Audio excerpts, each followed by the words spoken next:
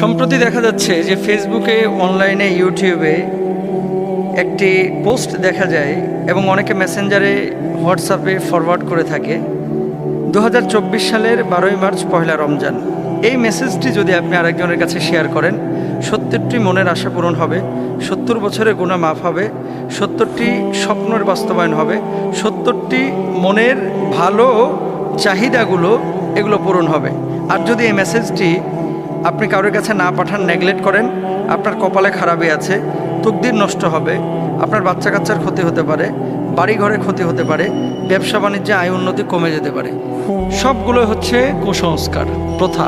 এই সমস্ত বিভ্রান্তিকর কথাবার্তা বা মেসেজ যারা বলে যে এটা ফরওয়ার্ড করলে আপনার 70টা মনের বাসনা পূরণ হবে, 70 বছরের গুনাহ মাফ হবে, আল্লাহর কসম করে বলি, এরকম কাজ যারা করে, বুঝে শুনে যদি করে মানুষকে বিভ্রান্ত করে, বড় সড়ো গুনাহ হবে। বলবেন প্রমাণ দেন, প্রমাণ দেন। সূরা হুজুরাতের মধ্যে আল্লাহ তাআলা কি বলছেন? আল্লাহ সুবহানাহু ওয়া তাআলা বলছেন, ওয়া ইন জাআকুম ফাসিকুম বিনাবাইন ফাতাবায়ানু। যখন কোনো ফাসিক কোনো সংবাদ তোমার কাছে পেশ করবে, সেই সংবাদটাকে তুমি যাচাই বাছাই না করে আরেকজনের সামনে পেশ করো না। আমাদের বর্তমান জেনারেশনের একটা বড় সমস্যা হচ্ছে ফেসবুকে পাইলেই ধুমায় শেয়ার করা শুরু করে, আর যাচাই বাছাই করে না। এটা কি জায়েজ নাকি না জায়েজ, এটা কি হালাল নাকি হারাম, ও দেখার টাইম নেই। ফেসবুকে পাইছে, কোরআন শরীফকে যত না মূল্যায়ন করে, ফেসবুক শরীফকে এর চেয়ে বেশি মূল্যায়ন করে।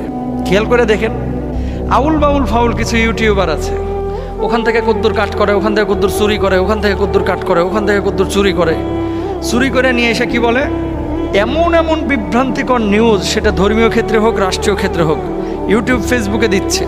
দেওয়ার পরে সেটাকে প্রচার করছে, মনে হচ্ছে যে বাংলাদেশে মনে হয় কালকে যুদ্ধ লেগে যাচ্ছে। আসলে কিচ্ছু না, মিথ্যে কথা। কয়েকদিন আগে আমি দেখলাম একটা ইউটিউবারের, সে একটা লিঙ্ক ওখানে শেয়ার করেছে, চাঁদে যাচ্ছে বাংলাদেশের নোয়াখালীর অমুক ব্যক্তি, নোয়াখালীর অমুক ব্যক্তি চাঁদে যাচ্ছে। এটা নিয়ে কি করছে, সে একটা কন্টেন্ট বানায় ফেলছে। আসলেই বড় বড় স্যাটেলাইট চ্যানেল কেউ জানলো না, ওনার কাছে নিউজ পৌঁছে গেছে। বিভ্রান্তিকর, মিথ্যে কথা। এগুলো আবার গ্রামগঞ্জের কিছু মানুষ যারা বোঝে না, শহরের কিছু মানুষ এগুলো ধুমায় শেয়ার করে। যে কথা আপনাদেরকে বলার উদ্দেশ্য, সেটা হচ্ছে একটা নিউজ পাইলেই এটাকে ফরওয়ার্ড করা যাবে না, আরেকজনের সাথে শেয়ার করা যাবে না।